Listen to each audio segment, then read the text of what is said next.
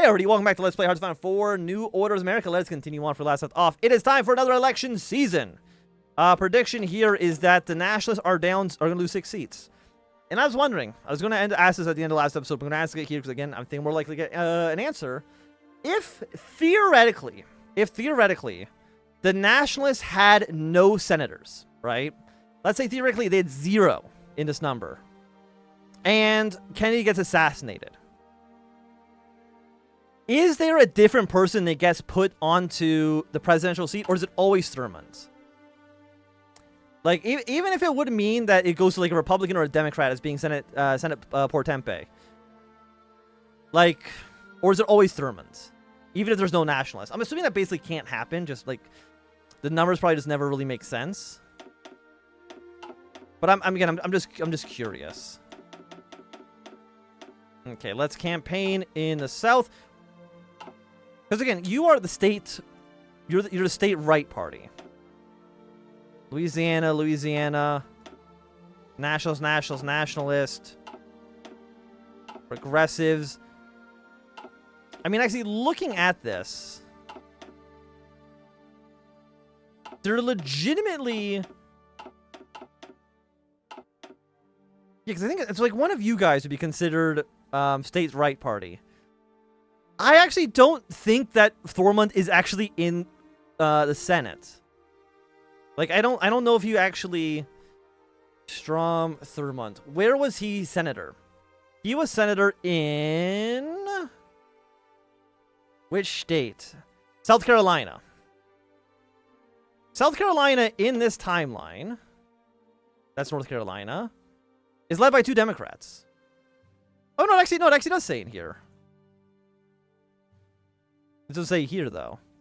Can I also say, like, I'm really impressed that they've gone through the work to actually put names to people. Alistair Longing, Russell B. Long. Okay. Like, looking at this, Nebraska.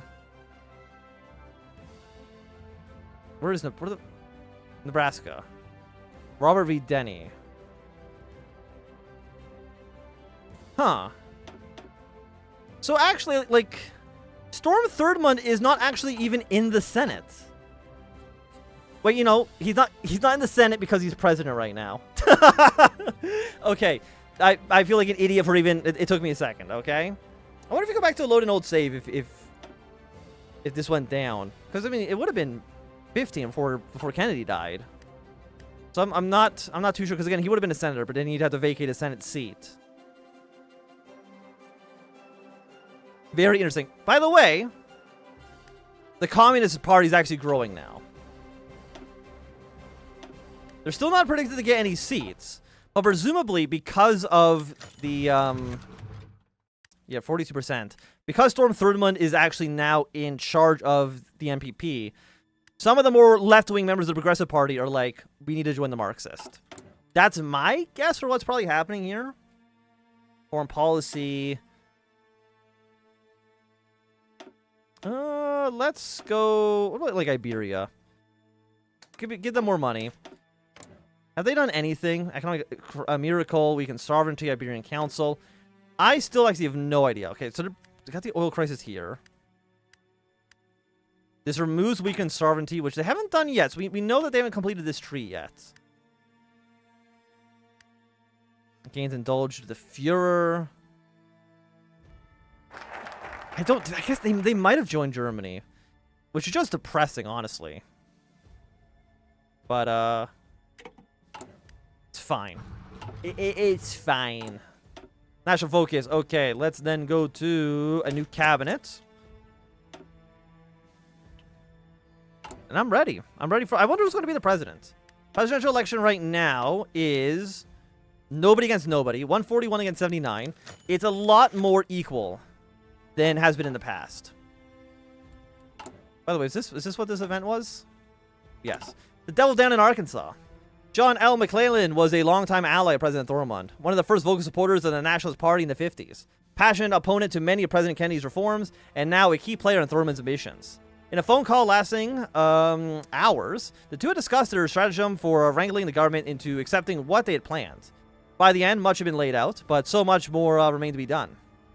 The government's hurried acceptance of the vice president pick had made Thurman realize the wonderful opportunity he had, and McClellan advised him to take full advantage of it. While the MPP were still reeling from the assassination and the country remained numb, they were far more likely to accept his ambitions in the interest of regaining some legitimacy and normalcy.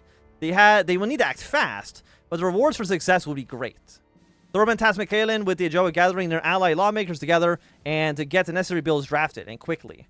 When all was written up, they would take to the floor and pass each and every one of them, one after another in the lightning round of politics. The pact also corralled the vote with them, and the Republican and Democrats were split enough to that a few bipartisan votes could be earned for the more conservative seats. Okay, so I'm interested. Are they going to try to pass bills? Because they try to pass legislation. Again, the Nationalists aren't popular. They don't have senators. Okay, Siberia's declared war on the remaining factions, which actually means that West Siberia is now going to be fighting a two-front war, so they actually might just get killed immediately. But it's first step towards decolonization. It does mean that Japan is going to have an ally in Russia. It's a shame, but it is what it is. Okay, Belize is now, again, they're a dependent member of us. They are a puppet, of course, of the UK. And we're feeling good. We're feeling good. Still don't know enough about Iberia. About 46%. Imminent threat neutralized. You did what you had to do. What did I do? I don't know. What did I get? I got an achievement. What the hell? What did I don't know. What did I do? Soul Survivor.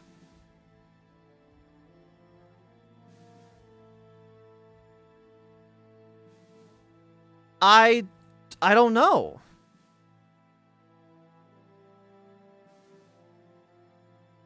Learn when the United States saves Maurice. Old joke, new lore. I'm statistics. Okay, this doesn't do anything. Place. I'll be right back. I want to know what this is. Okay, I tried looking for it. I couldn't find anything in particular. But I have to imagine looking at this is like that's Suriname in jail. And I'm guessing it's called imminent threat neutralized. I'm assuming because it's like the joke is that I felt like I quit the game. I think the joke is that I cooed Suriname, the tiny little nothing country. I'm guessing that's a joke. By the way, love you, Suriname. I will return more actually in the game. I didn't mean to quit. Okay, so back. Isn't that great? I paused music.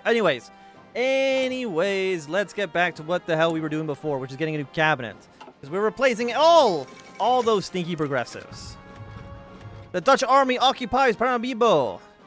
Protests against government corruption and Dutch nepotism has afflicted Suriname for weeks. Following further revelations about abuses by the Jomien government, demonstrations remain non-violent, but spread beyond Paramaribo into peripheral towns and the Netherlands Antilles. That's okay. We won't worry about that too much. Or are you the Dutch? No, you're also part of... You're also Suriname? Yeah, okay. Which is a-okay. Yeah, so definitely, the achievement was definitely for cooing the, for cooing Suriname. By the way, I would like to point out now that the communists, the Marxists are basically as popular as the nationalists are now, at least on the ideology wheel, so... A little embarrassed if I was Storm Thurmond. I would be sorely embarrassed. Also, I should have looked up to see if Storm Thurmond was actually senator when he was placed here. Should have looked. Decision available. What is that decision? It is. Wait, what decision is it? Oh, okay. That's just for the foreign policy stuff. Well, I mean, we'll keep on sending them money. Keep on sending money to Iberia. See no real reason not to. At least right now. We've researched the C2. And sound like a fucking seal. I didn't even notice that these were down here the entire time. That's crazy. We had so many like 1945 techs and I just have missed them. It also would have made our military cheaper, which would have been nice. Calamitous NPP campaign. Well, let's go down to the Deep South. So let's see, what are the numbers? 4%. So, again, like, the Marxists are more popular in the North. Sovereigntists in the South. Like, the Nationalists have, like, a little bit of support in the South. But even then, like, everywhere, even in the Deep South, it's a 57% support for the Progressives. Like, is there any state that doesn't? Like, even Louisiana, even Mississippi. Like, it's kind of crazy. Like, the Progressives are just more popular everywhere. Like, there is not a state. Like, the Nationals have basically all gone to the Republicans, right? They've left the NPP, they've all joined the Republicans. Like, they see the NPP basically as a dead end, which, I mean, to be fair, it kind of is, because nobody actually likes them too much. Okay. Choosing the bishop. Time has finally come for President Thormund to choose his cabinet. Naturally, we will, naturally, this would no longer be a cabinet of idealists and supporters of government overreach, like under President Kennedy, but a group committed to restoring dignity to the people of America. First on the agenda would be choosing his Secretary of State. Two candidates have distinguished themselves for the position. The first of these was Senator from Arkansas, J. Williams Fulbright. Fulbright was an interesting individual. He was a committed segregationist, and he held a wide range of stances on various issues from across the political spectrum. He had seen eye to eye with the Republican Democrats and Progressives on many occasions. While not the most effective of choices, his potential for compromise could help soothe over other factions within the Senate and prove the legitimacy for Thurmund's new government. The second choice was Spiro Agnew, the capable and dedicated political operative. Agnew was more mild in his opinions on the segregation issue than Fulbright, but he could prove to be a valuable asset on account of his commitment and dedication to the American government. He was what some would call loyal, and others would call a yes man. But regardless of perspective, it was assured that he would follow President Thurmund's decree to the letter. So, Maryland or Arkansas. Let's go with Fulbright. I know it would be nice for us to do Agnew so we can like make the thumbnail like a Futurama reference, but I think we'll worry about that at a different time. So what's your benefit here? You actually have no modifiers. Incredible. Choosing the knight. Next on the agenda was selecting a Secretary of Defense. Once more, two candidates had been shortlisted for the position, with the final decision being left to the President's decree. Robert Byrd, or the West Virginia pedigree, is a proponent of strengthening and streamlining national security to providing extra funding for the Pentagon and the security services, while simultaneously trimming the fat and stripping out antiquated and unnecessary programs. Given the tensions that would undoubtedly arise from the more troublesome areas of society as a result of Thurmund's plans, the greater focus on security would not be remiss. Alternatively, there was Mendel Rivers, a representative from South Carolina since the war. Rivers is the epitome of the NPP hawk. His fervent support for American escalation in South Africa, and his repeated calls for direct action against Japan have earned him the nickname the Granddaddy of the Warhawks, a name he wore with great pride. His gung-ho, gun-blazing approach to foreign defense policies would certainly appeal to the NPP as a whole. Yeah, let us get the Hawks on side. I mean, we've been very hawkish. I don't think there's been a fight that we've not gone towards. Choosing the castle. The final position needed to fill Thurmund's new cabinet was the Secretary of the Treasury.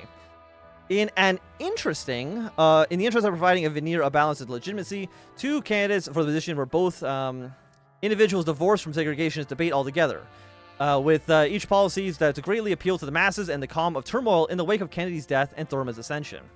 Wilbur Mills, one of the most powerful men in Congress as chair of the Ways and Means Committee, is dedicated to fight for Southern rights and support our position on taxes and the like, but tends to have a few social liberal leanings that would come to haunt us as we move forward to spending power. On the other hand, Russell B. Long is a man with a strong political pedigree. The son of the so-called Kingfish Huey Long, and himself an accomplished senator of Louisiana for many years, Long was a big proponent of government spending to improve the plight of the working poor, the elder, and the disabled. While not going so far as his father's more radical policies, Long fiercely believed that the plight of the less fortunate was the government's responsibility. While perhaps not the most economically viable long-term, he would only be necessary until the completion of Thurmund's crusade, and would provide a much-needed buffer of support for those that he represented.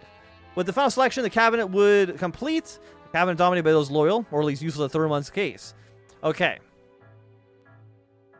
Meals will reassure us, will reassure the working folk, or long will appeal to the masses. Let us... Let's go. Let's get long in here. I mean, we play a lot of Kaiserreich. I think having a long in charge would make sense. Yeah, the pact has not yet fallen. It's getting there though. It will get there in due time. Okay, Operation success in Iberia. Follow that up with just more. I'm gonna just keep throwing money at Iberia, man. I'm sure we'll get there at some point. Okay, military austerity. Almost 500 political power. I'm trying to remember, when we played Iberia, joining the OFN was like the last thing we did before the end of the campaign. Like, it was like late 72. The skewer from the left. It was to be expected, but it was no less frustrating. The day that President Thorman confirmed his new cabinet was the day that many supporters of President Kennedy's reforms responded with abject disgust. Small protests broke out in the more progressive-minded towns, nowhere near the explosive as these during the height of the civil rights violence, but present nonetheless. The crying Thormans hijacking the NPP with race haters and sycophants, the many angry voices of those aligned against him would cycle through the new cycle, spreading slowly but insidiously. Many of the protesters looked to the remaining progressives within the NPP for reassurance, hoping that they might frustrate the president's plan. Again, there's significantly more progressives in the NPP than in the Nationalist Party. More worryingly, some began to speak up in support of some of the more extreme factions within the left-wing pact, believing that only their radical proposals could expunge the segregationist thought from the nation for good. It would seem that Thorman's scheming had not just united his opposition against him, but also disillusioned them to the rest of the mainstream politics. Something that would need to be done is take back control of the narrative, or else the dissent would only continue to grow. So I wonder, like, if you somehow got Kennedy assassinated, like, I'm trying to even think. I guess, like, 1969, like, the first year of his second term. Would history also only be, like, this long? Because this is a pretty, It's a pretty short tree. I wonder what happened then. Maybe Thurman gets assassinated. I'm not too sure. But again, like the far left is now gaining more power. Attack helicopter company level 2. No, there's no reason to train units. Again, it's not really necessary. Let's go for scout helicopters. Could be fun. We're gonna get 50 political power. I don't need the political power right now. I needed this political power when Kennedy was still alive. Unfortunately, now I don't have it. Okay, Pax is not yet falling. Let us rally the legislators. Like, again, they don't have the support. Like, it's so funny. Foreign policy. Let's do Operation Rimpound. Ryimpound. I mean, our intel strength is not great in Europe. I mean, it's not surprising, considering the fact that Germany is in Europe. I don't know if you know this or not. They at some point, they put Germany in the middle of Europe. I can't explain it. Okay, polls are updated. Prediction. Progressives go up +2. Nationalists still lose 4. Not going to go into single digits, but Democrats are actually losing some votes here as well. Republicans are going to get way more popular. Very, very, very interesting. Very interesting indeed. Okay. Okay. Solid NPP campaign. Let's go to California. And then the entirety of the West Coast.